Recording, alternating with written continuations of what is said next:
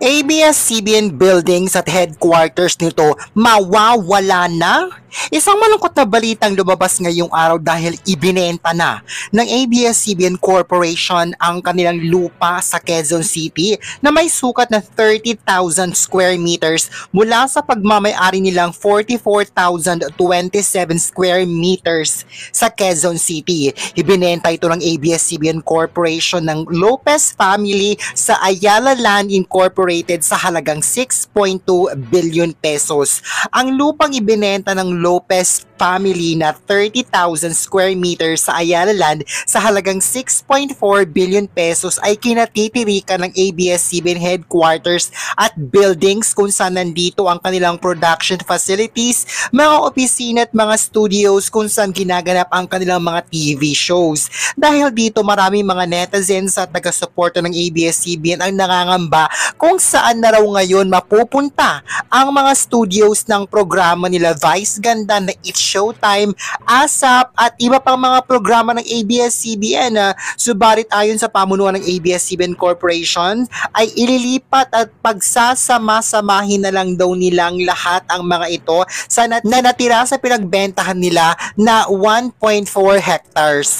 Baon na raw sa utang ang ABS-CBN dahil sa malaking pagkakalugi nila. Simula nang ipasara ni Duterte ang ABS-CBN nang hindi niya payagan mabigyan sila ng franchise renewal noong 2020.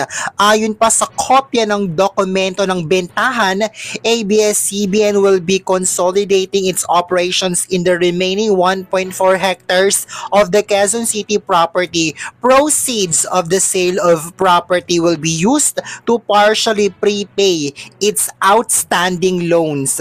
Nakasaad din sa description of the transaction, sale of 30,000 square meters out of 44,027.30 square meters property of ABS-CBN Corporation located in Quezon City. Manner, the corporation shall sell the property to Ayala Land Incorporated on an installment basis. Date February 27, 2025.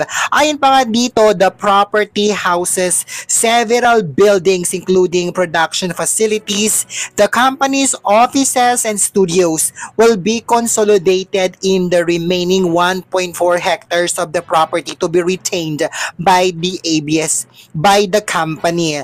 The total purchase price is 6.2 billion pesos, VAT inclusive.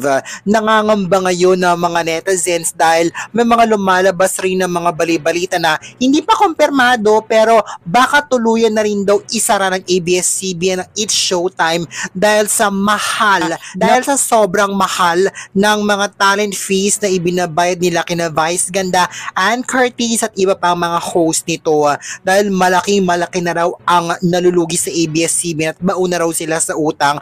Kaya nga ibinenta na nila ang lote ng ABS-CBN sa Ayala Land. So, umaasa mga tago-suporta ng ABS-CBN na sana ay makabangon rin sila.